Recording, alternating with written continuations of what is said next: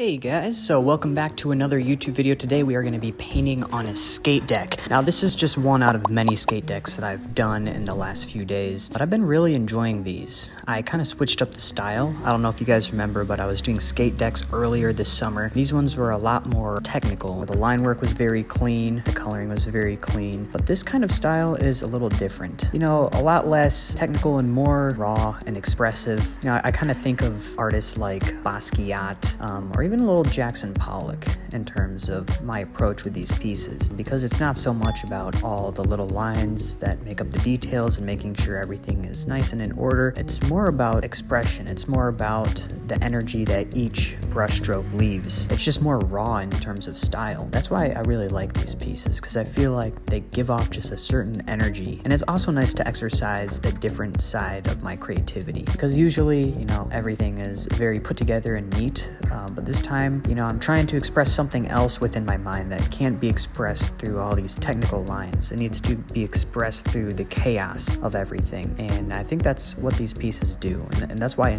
I enjoy these quite a bit. As you can see, you know, I'm just putting on the first layers with some fat Posca markers. I just recently started using these fat Posca markers. I didn't really know that they were a thing for many years, even though I've been using them, until recently. I went to the store and I just happened to notice, oh geez, there's a lot of different sizes of Posca markers that I've yet to use. So picked a couple up. We got a black one, a purple one, a couple blues, but I definitely need more colors. And I think these Posca markers are definitely going to be really helpful when it comes to inking large murals, which we do have one large mural in the works right now at our studio. It's kind of on the storefront area, which I'm excited for. But yeah, this piece was just kind of based around time, but I didn't want to do a clock face. I decided on adding in chains to the piece to make it a little bit more interesting. I didn't want to make this piece too chaotic. I kind of wanted it to be centered around this clock, but I didn't want it to be any normal clock, so I ended up putting a lot of words and different things within the clock where the numbers should be. I feel like it gives it a little bit more meaning, because it's not about our normal perception of time. It's kind of talking about our individual perception of time.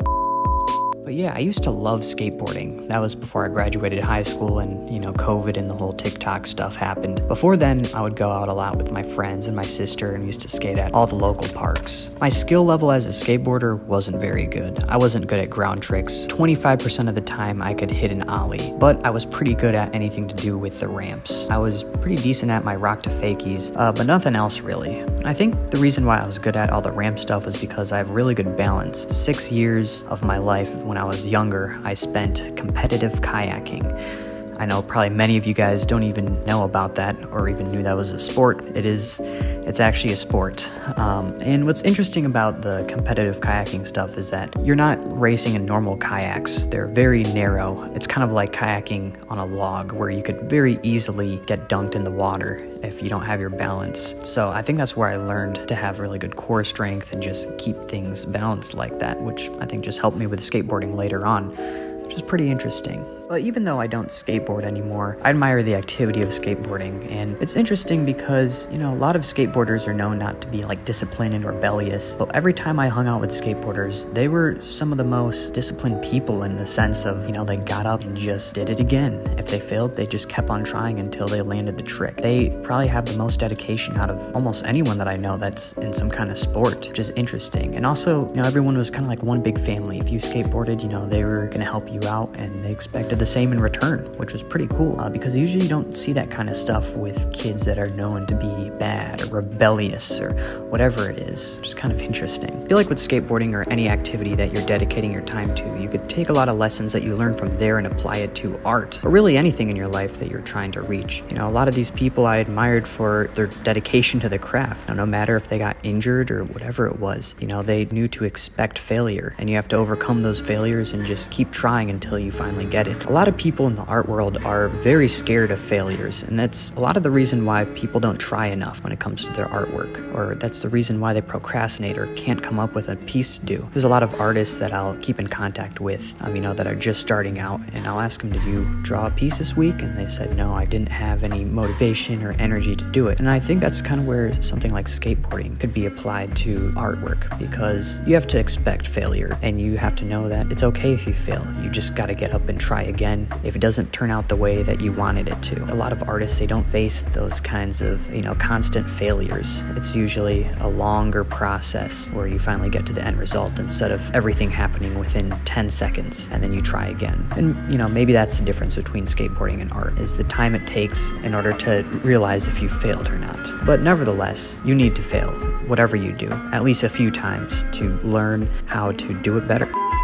There is absolutely no way that I would be the artist that I am today if I didn't fail a million times before, I even was on TikTok or social media or anything posting my artwork. I think I'd have to say that the majority of everything that I've drawn in my life or painted has been thrown away.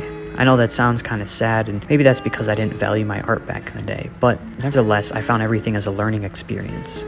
I used to throw away my pieces a lot in class, actually, probably because I didn't find them to be any good, and I remember some of my classmates would get pissed when I would throw away what looked like a decent piece, but that was almost, for me, not for anyone else to really, see. I just needed to know where I was at skill-wise and then move on from there, because I knew I could always do better, and letting go of pieces like that when I was in middle school or elementary was kind of my way of, same thing as the skateboarders, of just failing and then getting up and trying again. You need those failures, and you need to want them as well. I mean, don't go out trying to fail. Go out trying your best, but expect to fail and expect to learn from those failures. Now that I think about it, like 80% of what I've drawn has probably been mistakes and failures that I've thrown away, but that's all in order to facilitate this style and creativity that I have now. It wasn't all for nothing. It was all for something that just took a long time to finally bear fruit.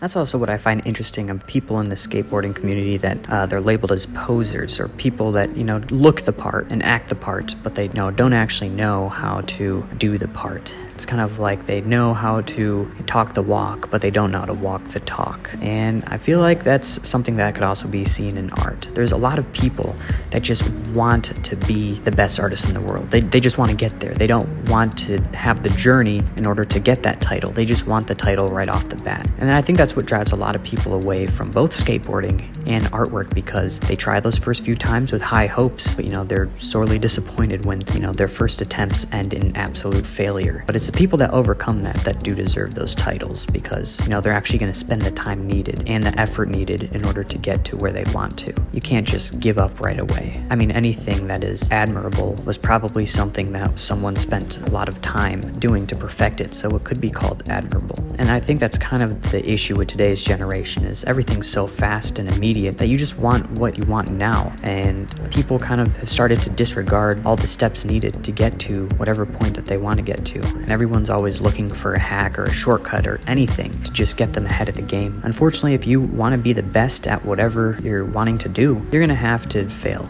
a lot. Even this style, which looks kind of easy to do, is actually a lot harder than you think, because it's easy to have organized, orderly lines, but to have controlled chaos is a different skill set in its own, and it was not something that I was very good at up until recently, and it took a lot of years of just learning the basics and the fundamentals of drawing and painting in order to do this kind of stuff, because it's hard to just be loose and free on a canvas, especially when your fundamentals within your art making abilities aren't all there. So sometimes styles that look somewhat easy to do, like a Basquiat style or a Pollock, actually take a very long time, because you have to master a bunch of other things that don't even seem like they would help you in any way in order to make a piece kind of like this. Which is interesting to me. That's something that maybe it looks a bit easier to the eye can actually be harder than the thing that looks technically harder.